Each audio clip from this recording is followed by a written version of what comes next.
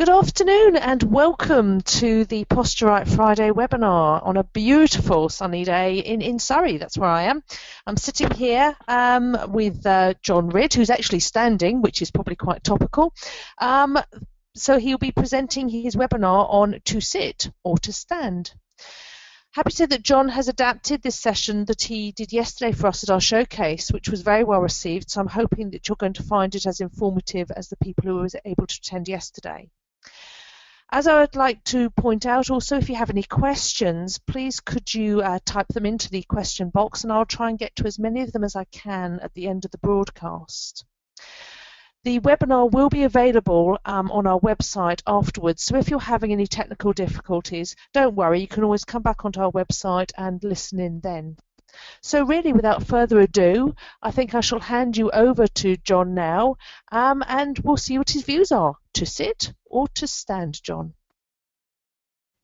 Okay, well, thank you very much, Catherine. And good afternoon, obviously, to everyone else. First off, can I ask you to forgive me for my awkward paraphrasing of Shakespeare in the title of this session?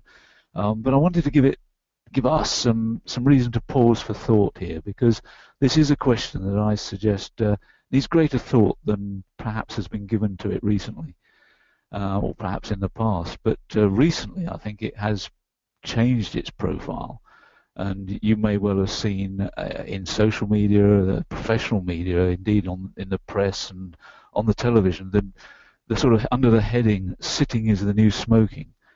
And it does seem that this is rising up the agenda of many employees, whether we should encourage people to stand up at some of their workplaces. Now, this is, of course, what we're talking about here is the office workplace, rather than just in industrial situations where obviously there is a greater need for people to be standing.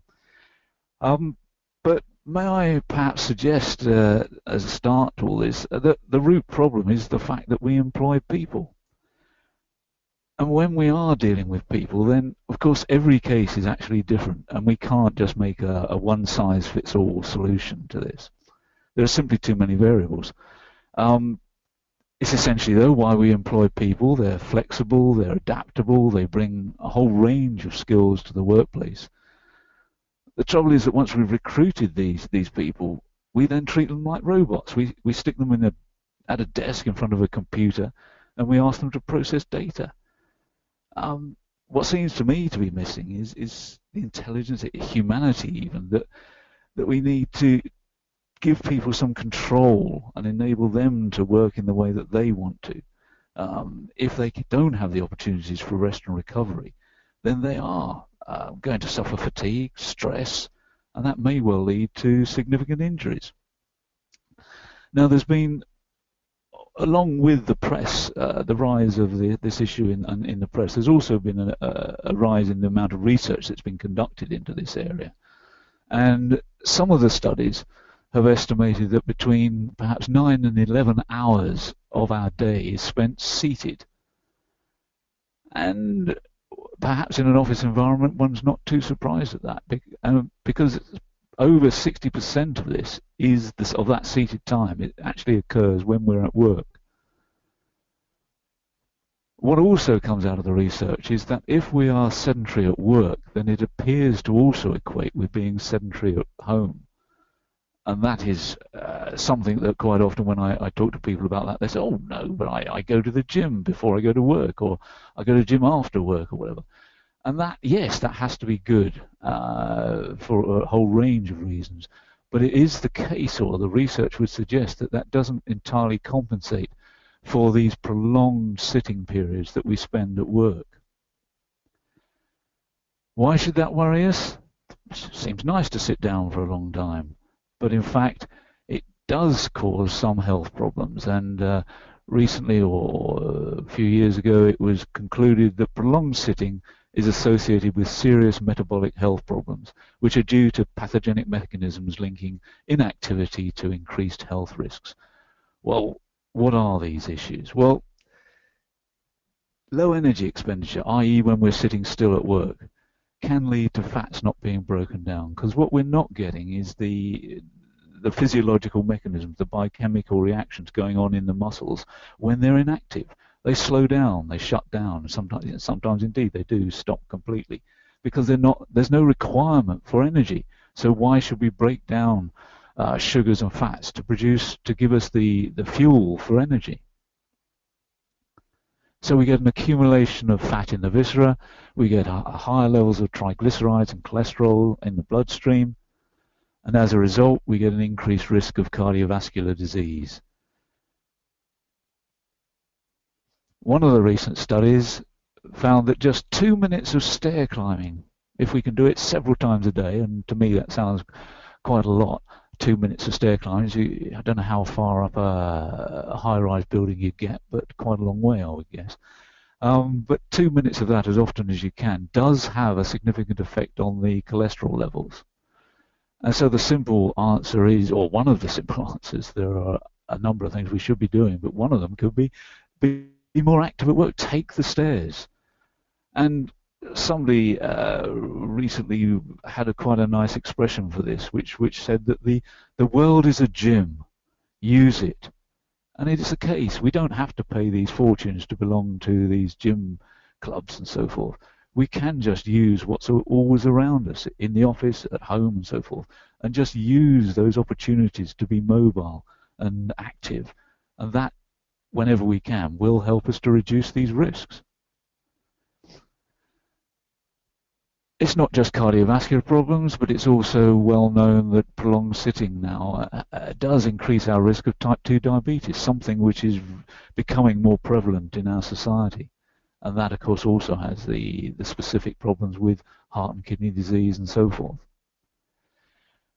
There is also, and this is something that I didn't properly realize until looking at the research, that there is an increased risk for a number of cancers as a result of these prolonged sitting periods. Cancers such as womb cancer, lung cancer, colorectal cancers. And that, I think, is quite concerning, that simply sitting around for long periods can increase your risk of these problems. Something that I'm more familiar with is the musculoskeletal type problems. And certainly for years we've been recognizing that intervertebral discs do become compressed when we sit for long periods. The weight of the body presses down on the discs and tends to squeeze them, possibly forcing out some of the fluids in the discs so that they become perhaps a little dehydrated and brittle. And if we're unfortunate enough and more vulnerable, then that in itself can be enough for when we then make an awkward movement or lift a load, then that can cause some sort of damage to the discs. We've also got potential muscle problems, which become fatigue through prolonged sitting. If just sitting in a chair for a while, we do actually have to use muscle activity to hold us in that position, or we'd slip off onto the floor. Just the relatively low level of muscle contraction that we need to sit in a chair, something like a 20% contraction of the body musculature, does in fact though reduce significantly the amount of blood flow through those muscles by about up to 70%. And as a result, that blood flow reduction leads to an early onset of fatigue. As a result, again, if you then reach out to pick up some heavy book or ring binder or whatever, then that can be enough to give you a muscle strain in those fatigued muscles. I think we often find people, certainly we're well aware of it on flights and so forth, that if you sit for long periods, then you can get fluid collection in the legs and feet in particular.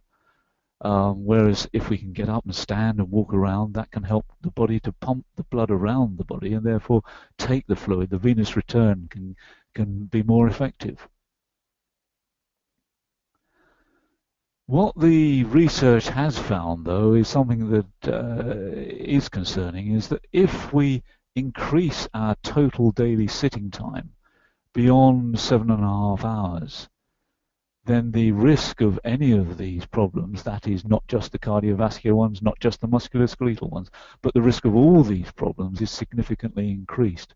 And indeed, some of the research would say that that sort of threshold, that trigger point, occurs after 6 hours of seated time during a day. So clearly, what we should do is change from sitting at work to standing at work. Not surprisingly, it isn't that simple. And I don't think any of you will be surprised to learn that prolonged sitting, or prolonged standing, is also associated with problems. Varicose veins, back and neck pain, leg and hip discomfort. So we're really getting caught between a rock and a hard place here. Exercise is perhaps one of the solutions which is certainly generally within our control. It's something which can have a significant effect on these risks that we're facing. Over the years, we've had evolving recommendations. Certainly in this country, the Chief Medical Officer back in 2004 was suggesting that we should have 30 minutes exercise a day for 5 or more days a week, so about 150 minutes a week. But then, and possibly now, I'm not sure how many people actually get that much exercise. In 2011, some of the research was still sticking with 150 minutes of moderate exercise a week, but there was the first inclusion that I'm aware of anyway, that we should minimize seated time. And that, I think, is the significant issue. We're trying to break away from these prolonged seated periods that we adopt. This year, the various people have proposed that we should adopt 2 hours a day standing or of light activity. And that would be great, but I think there are a few people that actually manage that. But if we're brave enough to take this move to get people to be more mobile at work, then 2 hours a day should be possible. What the researchers would like is for us to progress that up to 4 hours a day. And I think as a target, that's no bad thing. But when you think about it, that's 15 minutes for every hour that we're perhaps awake during the day. So every hour of for every of the 16 hours, let's say, that we're awake, we should spend 15 minutes of that time actually standing or indeed in light exercise. Not easy to achieve, certainly in that period when the time when we're at work. But what it does emphasize, and what we should take from this, I think, is that we must start including mobility and movement into our office-style working. And some of the jobs that we've got really don't lend themselves to that way of working. But I think it's something that we and managers should start to recognize is a significant benefit. It's not that they shouldn't be concerned that we're going to be wasting productive time, because actually when you come back from a bit of movement away from the desk, you come back that much more refreshed and active. And studies have shown that we actually are more productive as a result of that over the whole hour. Perhaps just doing 45 minutes of work instead of the 60 minutes is actually more productive than forcing us to do the 60 minutes. So how can we achieve this? Well, we've got support from international standards. They're not mandatory, but they're considered to be best practice. What they said in 1999, this was that the standing posture is to be recommended if it can be alternated with the sitting position. That's what we're really talking about now. The work surface should be height adjustable as well, is what they were recommending. And certainly that's one of the ways that I think we're seeing being introduced into more offices, though certainly in Scandinavia it's commonplace. In this country it tends to be the case more for people who have already got back problems. But gradually we're seeing an increase in the number of companies who are introducing these sit-stand desks. They don't have to look any different. They don't have to take up any more footprint on the workplace. But they do give control to the individual to change his posture, her posture, when they wish to. And they can choose to stay in that posture for as long as they wish to, although clearly there are guidelines as to what might be best. You don't have to have one of the sit-stand desks. You can, these days, this is one example of a product that's around, but there are several others.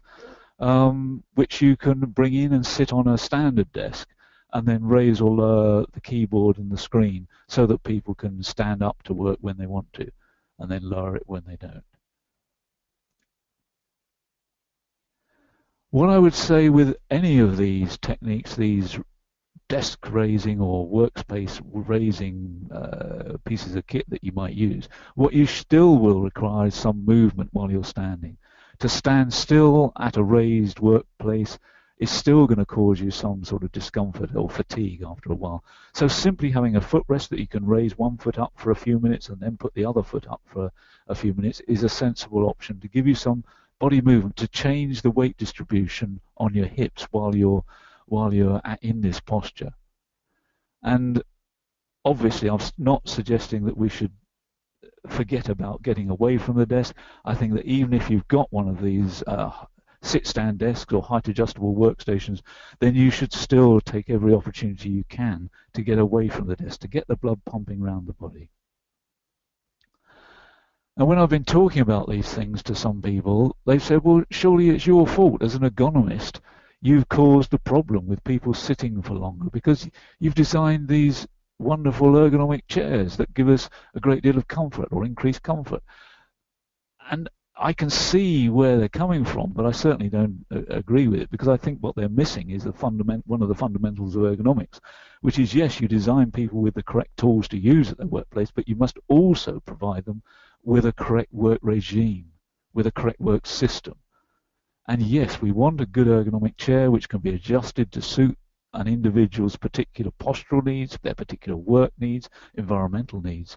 But we must also use that within the system and an ergonomic system that they're working, which means in this case that they get up and move around as often as possible. The people that are wondering about the value of ergonomic seats are, or that's one style of ergonomic seats, are looking at different seats. And I'm not suggesting that these aren't useful tools to use either, but the idea here with this chair is that you have no backrest.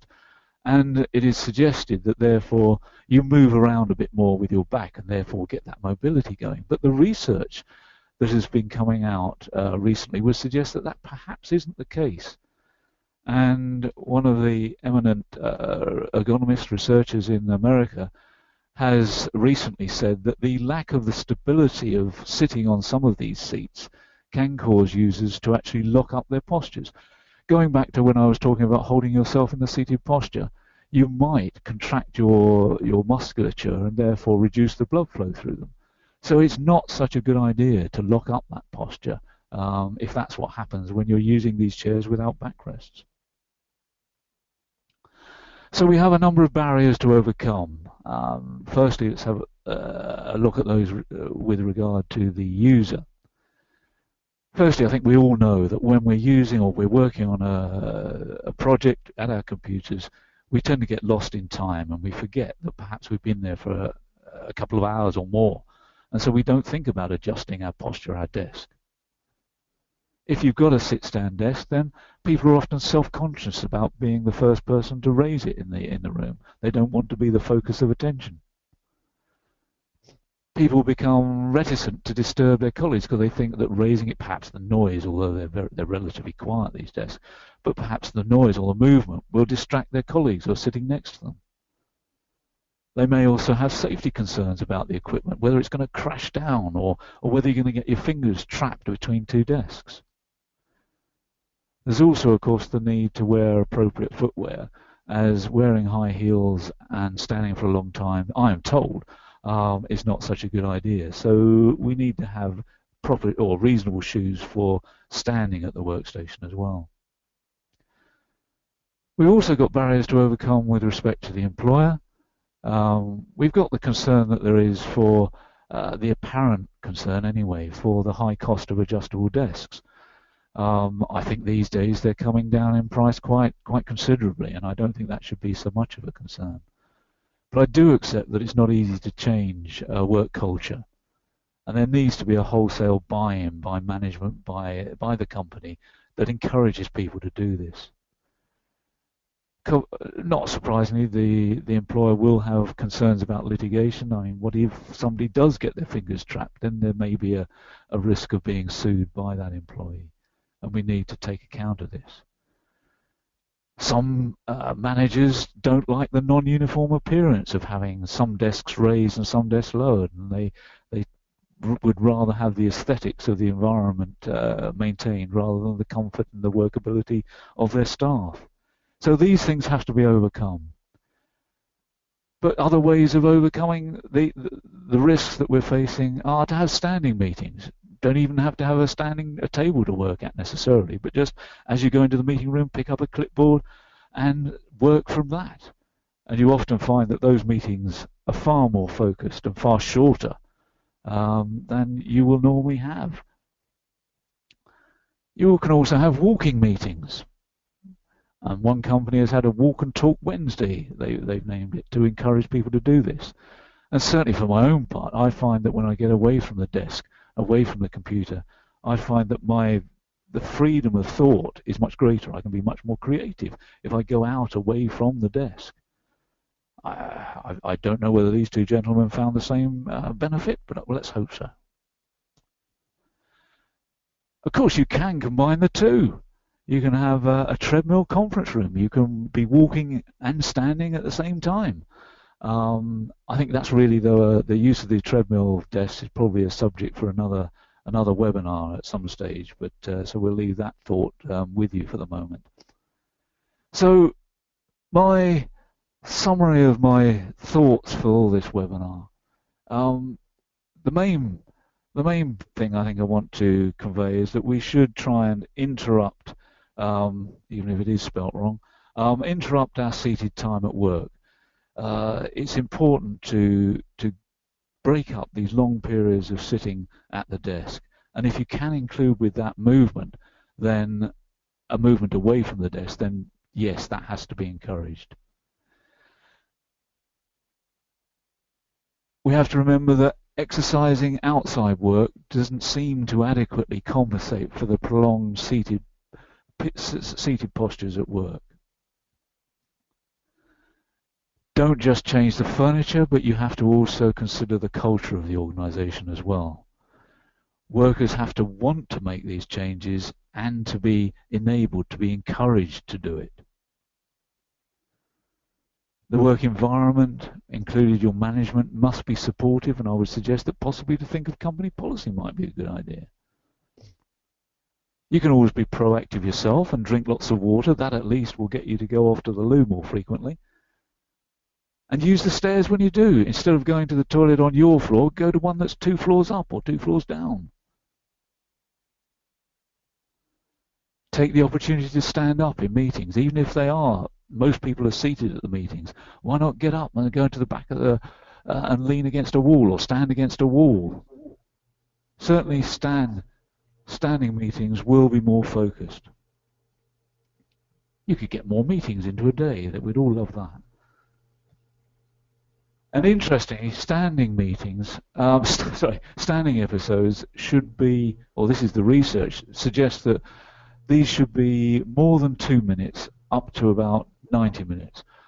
I would suggest that probably a minimum of 10 minutes, and certainly 90 minutes is getting, in my opinion, up to the maximum. But it really is down to the individual and when they feel comfortable about standing or changing their posture.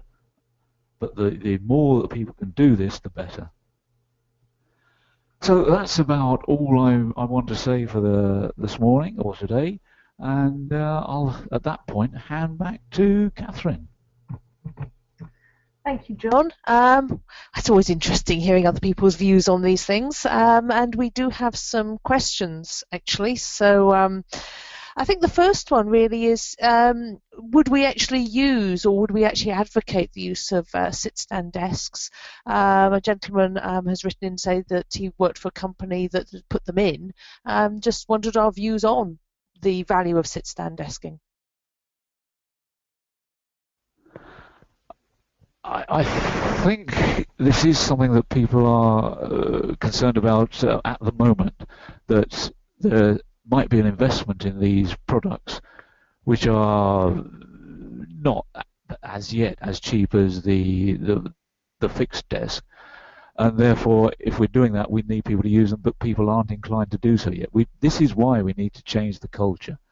We need to get people to be more familiar with raising or changing their posture during the day.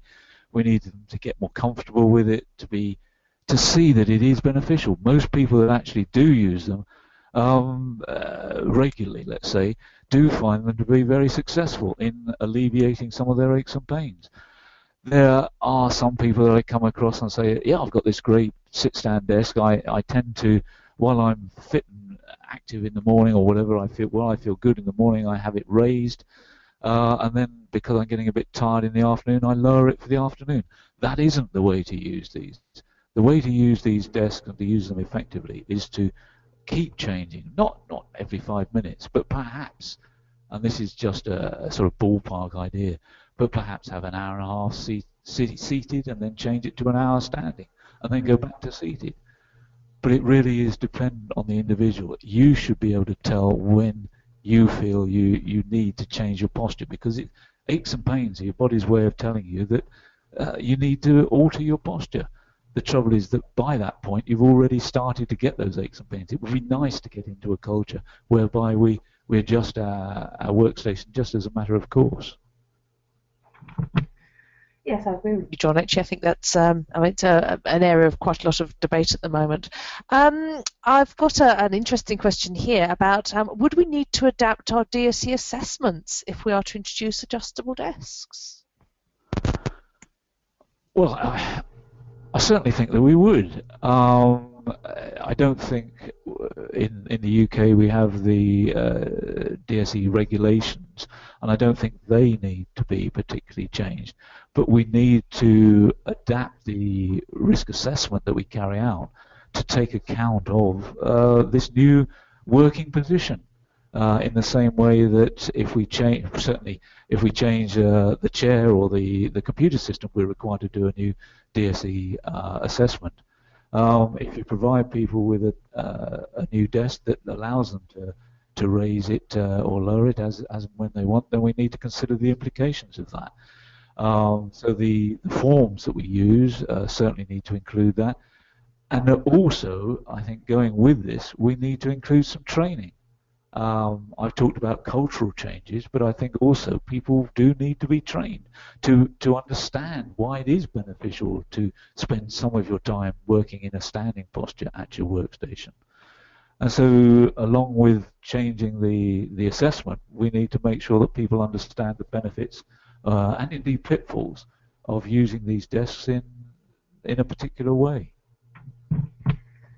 Right, I mean, I suppose sort of going on a little bit from that, would you recommend running a pilot to see if staff accepted the change if we were to put some different things in? Interesting thought. A pilot is certainly always a worthwhile activity, but I don't think you properly get into the way of using these desks until you've had them for quite a while. If you have a pilot study where somebody tries one out, unless they're forced to keep changing it, then they're not going to really get used to the new culture, the new way of working. I think from an ergonomist point of view, I would like to see companies make a wholesale refurbishment, change all the desks and go straight over to these. But I appreciate that that's not a hopeless hope, but it's not going to happen very often. But a pilot study, always an interesting way to do it, but I'm not sure that it would work in this sort of situation. I think there has to be some need to use these desks. And certainly at the moment in the UK, we see them being used quite regularly by people who have back problems. And without those, perhaps, back problems, people might not immediately recognize the benefits of making these changes, and so whether or not you get the proper feedback from a pilot, I don't know. Okay, well, we have quite a lot of questions coming in, but I think we've only got time for one more. So I know, John, you'll try and address some of them after the webinar. But I think this one's quite an interesting one. Obviously, somebody's doing quite a lot of work. They've already put in some sit-stand desks, and they advised a program of 20 minutes sitting in each hour, increasing to 40 minutes. And the only negative feedback apparently they've had in the last 3 years is that people adjusting to bifocal use in standing, and they just wondered if you'd come across anything similar. A slightly different take on it, I suppose. Sorry, bifocal use In standing. of bifocal glasses. Right, interesting. Certainly, I'm not surprised. I do find that the postures that we adopt when we're sitting tend to be a little bit more slouched than we might think, even with a good ergonomic chair supporting us. And when you raise the desk, if you keep the screens at the same height that they were when it was lowered for your seating activities, then you quite often find that the screens are actually too low, because when we're standing, we adopt a better posture, quite simply. And that means that our trunk, our body is a little taller. And therefore we have to look down at the screens. And that may result in people having this sort of bifocal problems when we're working with the screens that are in the raised situation. I would always, anyway, want to see people who need glasses for working, who need glasses. Once you get to a certain stage with your eyesight prescription, it is probably better to have VDU glasses, if you like, glasses that have a prescription for working at the VDU distance. Now, I think even with varifocal lenses, as many people have these days, not the prescription individuals have isn't always suitable for working at a VDU screen. Some people find it to be fine, others don't. Certainly bifocals, because of the way they're designed, for one's for far distance and one's for the reading distance, the screen tends to be in the middle. And bifocal lenses aren't really the sort of thing that I would use, whether sitting or standing. But it's an interesting problem that they found with the standing posture. Well, thank you very much. And I think we are going to have to call a day on the questions that we can answer now. As I say, I mean, John will be looking at the questions and answering where he can going forwards. A lot of the comments you've been making online are your own personal experiences. And again, we will be putting those available on the website, obviously, on an anonymous level, so people can sort of see what's going on. So really, that's the end of our session for today. But I just really wish to invite you to come into our next webinar that will be on Friday the 20th of March, and Sudhir Daya will be talking on a session on resilience. Unfortunately, I'm going to be unable to attend that lecture or anchor it, and a colleague of mine will be doing so, but I know Sudhir well, and I know that the session will be very enjoyable, so I do heartily suggest that you join us then. So enjoy your weekend, and I look forward to seeing you all online for a future webinar another time. Goodbye now.